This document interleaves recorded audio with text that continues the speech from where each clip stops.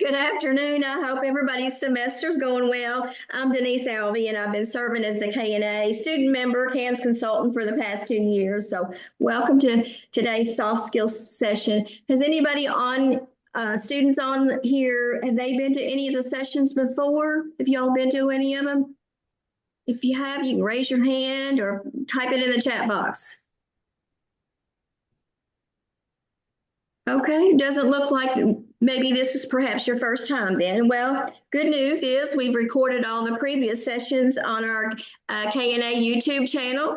Some of the topics that we've talked about before is lifelong learning, code of ethics, stress management, advocacy. So go to our YouTube channel and check it out. The plan for today is to spend about 20 minutes to learn about the Bene, and after that, we're going to spend a few minutes sharing some K&A updates. Welcome, everyone. I'm Delanor Manson. I'm the CEO for the Kentucky Nurses Association, the Kentucky Nurses Foundation, and the Kentucky Nurses Action Coalition. I just wanted to say this is Denise's last meeting as the CANS and student member coordinator liaison. And I wanted to say thank you. Denise has done an incredible job for the K&A for the last 2 years. She's been doing an incredible job for the K&A since she's been a member, but in the last 2 years, she really has coordinated and made this program sing, and just done a fabulous job. And so I wanted to say in front of everyone and to have it on the YouTube video how much the K&A appreciates Denise Alvey and the work that she has done for the K&A student membership and CANS consultant. Thank you, Denise. Thank you, Delanor. That was very kind. I would like to introduce our speaker to you. Her name is Rosa Hart. She is the chair of the K&A Ethics and Human Rights Committee. So Rosa, I'm going to turn it over to you. Thank you so much, Denise. Hello, everybody, and welcome to this session. As a representative of the K&A Ethics and Human Rights Committee, they invited me to share about our project that we have been doing. It's called Dear Bene. And if you are a student, I don't know if you recall, but historically, there's been a column called Dear Abby in old things we call newspapers that came out on paper and were delivered to people's houses.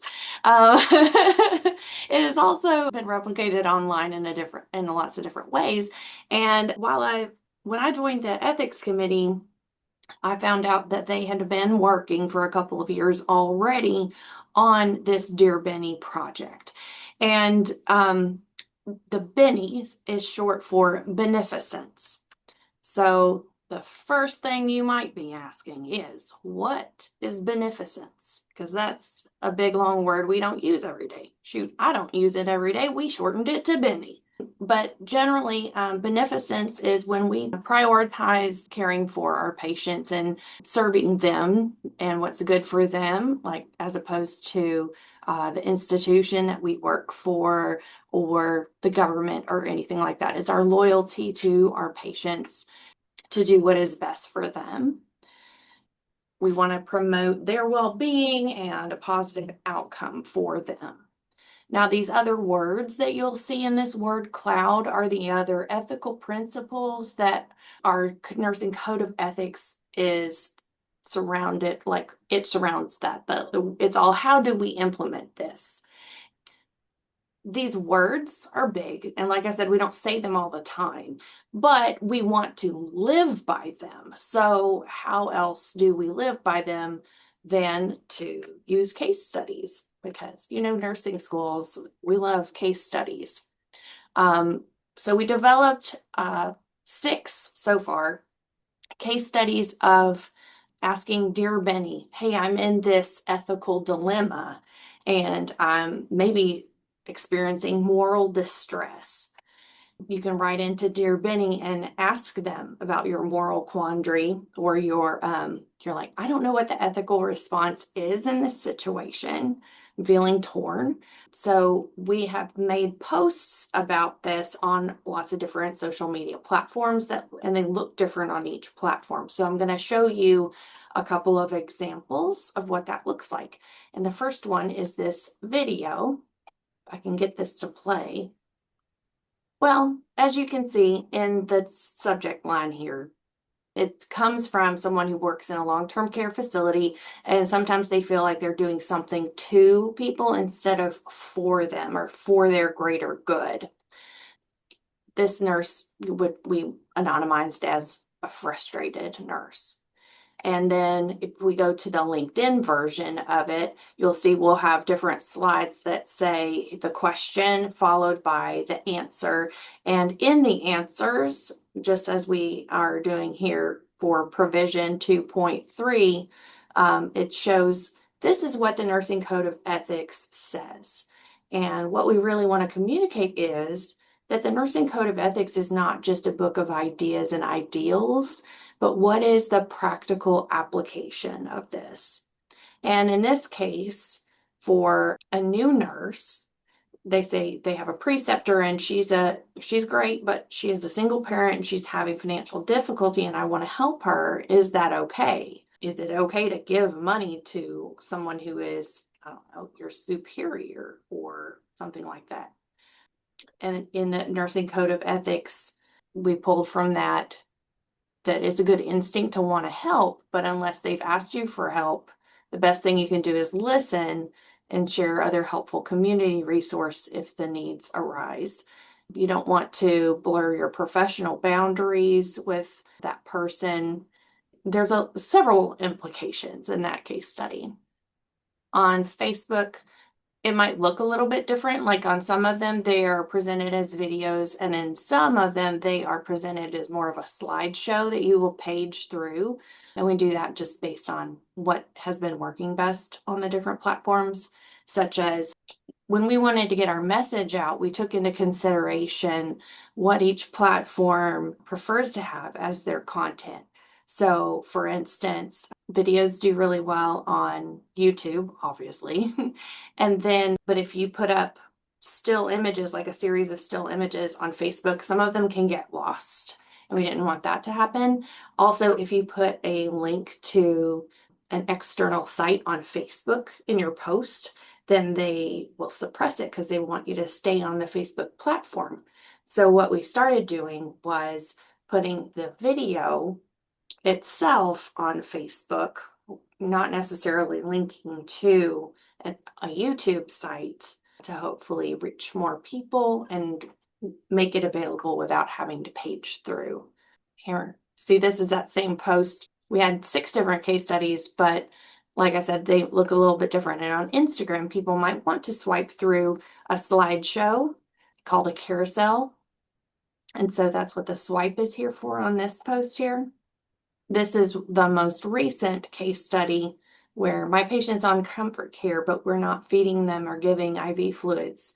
I feel like I'm starving him to death, says the heartbroken nurse. And that's something a lot of us will experience. I know when I worked bedside in the ICU, I saw that a lot. And so I encourage you to go and read this case study because it gives very practical insight into the specific medical situation and how you can then feel better as a result of knowing when you're doing the right thing or what is really best for the patient, practicing that beneficence. I want to encourage all of you to follow the K&A on your favorite platform, and I'll go back through the slides because I don't know what your favorite platform is. We were talking about how different generations have different favorite platforms, like Instagram and TikTok are the most favored for the younger audiences, but then Facebook is really popular with the older population, and then LinkedIn is growing, you guys. It really is. And it is a great place. Even if you're a student, you should be on LinkedIn because it is the place to network, not just if you're looking for a job, but so that you can learn from other people in your industry. And for us, our industry is healthcare. So if you want to be a part of making healthcare better, the people who are really working on doing that are on LinkedIn. So this is the account on Twitter or X. See, it's at KY Nurses Assoc right there. And there are several different handles, like on Instagram, the handle is Kentucky Nurses Association. And that's what it is on Facebook, super easy, and LinkedIn, super easy. And I think it just says Kentucky Nurses Association on YouTube as well. There was something else I was going to say about that. Oh, I saw they created a new Blue Sky account. I'm not on there, but if you are on there, the Kentucky Nurses Association is too. So you'll want to follow them there, not just for Dear Benny posts, although I would appreciate it if you feel like letting us know if you've learned from it. If you look at the posts we've already put out or the ones we'll put out in December, but also feel free to reach out and share your questions about your ethical dilemmas and see what Dear Benny might have to say. You can find me on the social media platforms at Nurse Rosa Speaks or on LinkedIn. And this is the QR code that will give you my contact information. I'd love it if you want to reach out to me and talk about any of this nursing, or if you want to visit the ethics committee and see what it's like. We would love to have you. If you're already working in a hospital, even as a student, if this is something that you're interested in because you have, like, I don't know, a strong moral compass and you want to make sure we're making decisions for the right reasons, obviously look at the Nursing Code of Ethics for a guideline, but your organization may have an ethics committee as well. I was really interested in joining the KNA Ethics Committee because when I worked bedside as a nurse, I became a member of the Ethics Committee as a staff nurse. I was the only one staff nurse there. There was a couple of different doctors and people from different departments and different administrators, and it was interdisciplinary, which was really helpful because there are different kind of conundrums in every different department. Having an ethics committee to go to when you're having these issues is really great if you feel like you need that moral backup, essentially. So find out how to put in an ethics committee consult in your organization. I work at an organization where you can actually put that in Epic as a ethics consult. It doesn't mean anybody's in trouble. And usually it means the chaplain will come visit you and just find out what's going on to start with, trying to, provide comfort in the situation, and then also troubleshoot if it's a larger issue. And that's something you can be involved in, whether you're already a nurse or not, because we're all human people and we're all here trying to make the world a better place and practice beneficence. So, are there any questions? Does anybody have any comments or questions for Rosa before we move on? No? Okay. Well, thank you, Rosa, for taking time out of your day and talking to us about the Dear Benny project. Thanks for having me. You're welcome. And if you do have any, and we're going to move on to some of our K&A updates. Okay. Do you all know about our Honor Code program? Anybody heard about that or working on it? If you do, can you raise your hand or put something in the chat box about it? Okay, we have one person that says she's working on it. Wonderful. Just to keep you updated on that, we did update the Honor Code program. The activity sheet, we updated it. What we wanted to do is to add some questions to that form to help us get some feedback and help us to evaluate that program. So if you are working on it, when you do submit it, make sure you update use the latest form. Okay. Next thing, I don't know how many of you know this, but when you join KNA, ANA, and KNA, you're assigned to a chapter based on your geographical area. So there's 11 or 12 chapters. I can't remember how many we have, but you can join a different chapter if you want to. The other thing is we have a couple of specialty interest groups. The first one, we've had it for several years, is school nurses. And then we also have a new one that was just formed this year. It's the LGBTQ plus special interest group.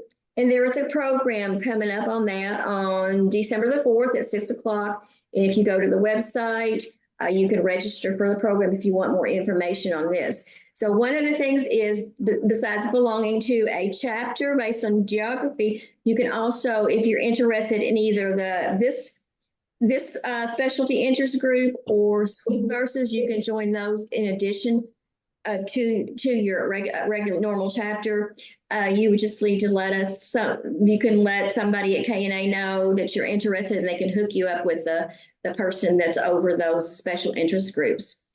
Next thing I wanted to bring up is, and also as far as this program that's coming up, you can receive Honor Corps points for that. Coming up in February is our annual Nurses Day at the Legislature, at the Capitol. So it's a great way to learn more about advocacy, the legislative process, and interact with some of our legislatures. So just kind of keep an eye out for more information and registration. It'll be coming soon. And also I listed the KNA website on this PowerPoint. Also, another good way to keep up with KNA activities and events is to download the KNA app. So, and there's a barcode there for the Apple and the Android too. So, any questions so far? Okay, let's move on to the next slide then. Some couple of other things. There are a couple of student volunteer opportunities. Governmental affairs would love to have a student on their cabinet, and they're the ones that's really deeply involved in working on Nurses Day at the Capitol. Also, the 2026 5K Planning Committee is already in progress, and we would love a student to join our committee too. Myself and Renee are on that committee. So if anybody's interested or want more information, please. And these two particular activities would involve kind of an ongoing commitment. So, but if anybody was interested in it or want more information, feel free to email me about it, and I'll get you more information. Also, for these particular committees and cabinets, of course, you can get Honor Corps points for that. And as Rosa was talking about, that you're welcome. Anybody is welcome to the ethics committee meetings too. And if you do attend those, are interested in attending, one or two meetings, you can get Honor Corps points for that too. Okay,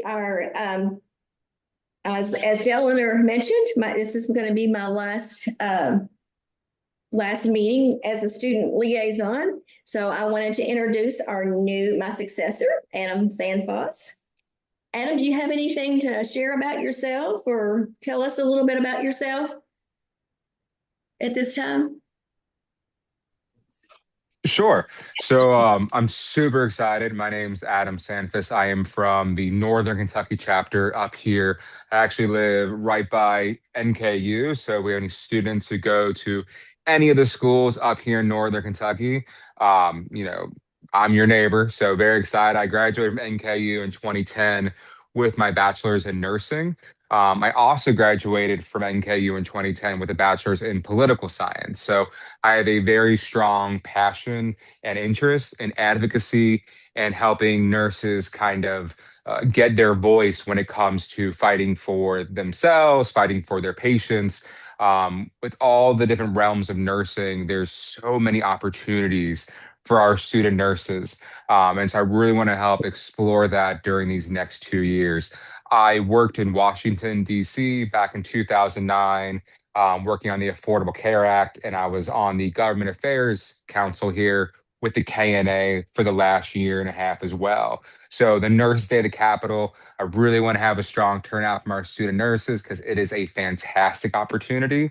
As far as my nursing background, I work up here at St. Elizabeth with a background in cardiology and specifically thoracic medicine. So open heart, lung surgeries. So I'm very, very just excited for the opportunity here. If any students have any ideas on kind of what they want to learn about, I really want to help facilitate different areas of nursing and different opportunities for our student nurses moving forward once they graduate. Whether you want to hear about a specific field or a specific avenue of nursing, just please let me know. I really want to make this interactive, whether that's, obviously our virtual meetings, maybe even in-person things a couple times a year. So super, super happy and just very, very proud to be a part of this amazing group and just continue all of the great stuff that, my predecessors already accomplished these last 2 years.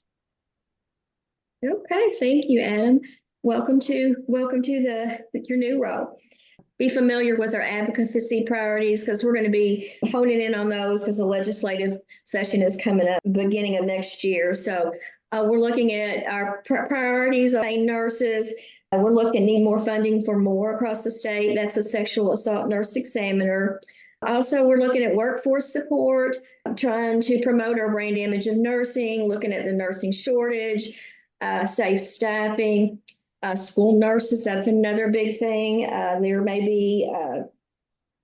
be some schools that share a nurse. There may be some schools that don't have one. So that's a big issue for our profession right now too. And then there's the other one is House Bill 176 follow-up. A couple of years ago, this is a bill related to workplace violence. So this is something that still needs a follow-up on. So I just want to throw those out there so you kind of be aware, so you can hone up on that and interact with your legislatures if you need to. Okay. Any questions about that? Okay, we'll move on and wrap it up then. Does anybody have before we close, anybody have any questions about student membership, honor code program, anything else? Okay then. If you have suggestions for topics or improvement for future sessions, please let Adam know, and then the K&A office, and it'll get to the appropriate people. Or if you need documentation that you participated in this session today, please feel free to email me and I will send you some documentation that you attended. So our next student session will be sometime after the new year. Thanks for your participation and I wish everybody a great Thanksgiving. Thank you.